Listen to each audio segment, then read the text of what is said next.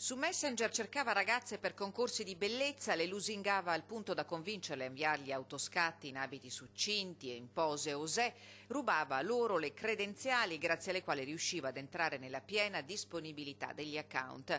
Poi inviava ai contatti virtuali foto condite da offese, ma anche insulti e frasi di scherno. Un piano diabolico, quello studiato e portato a termine da uno studente veneziano di 23 anni che ha messo in atto condotte dai contorni persecutori capaci di minare e in alcuni casi di compromettere irreparabilmente la serenità e la stabilità emotiva delle ragazze. È grazie alle loro denunce che gli investigatori del Compartimento Polizia Postale delle Comunicazioni di Venezia sono riusciti a individuarlo. Nei giorni scorsi il GIP del Tribunale di Venezia ha emesso l'ordinanza di custodia cautelare che ha portato il giovane nel carcere di Santa Maria Maggiore con l'accusa di divulgazione di materiale pedopornografico, tentata violenza sessuale, accesso abusivo al sistema informatico, indebita acquisizione di codici di accesso, diffamazione e violenza privata.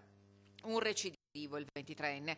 3 anni fa lo studente era stato arrestato dagli stessi poliziotti veneziani per detenzione di un ingente quantitativo di materiale pedopornografico. Le indagini della Polizia Postale di Venezia hanno coinvolto i compartimenti di mezzo stivale. 16 le vittime individuate, tutte tra i 14 e i 15 anni, anche se risultano almeno altre 30 le minori contattate dai profili utilizzati dal 23enne.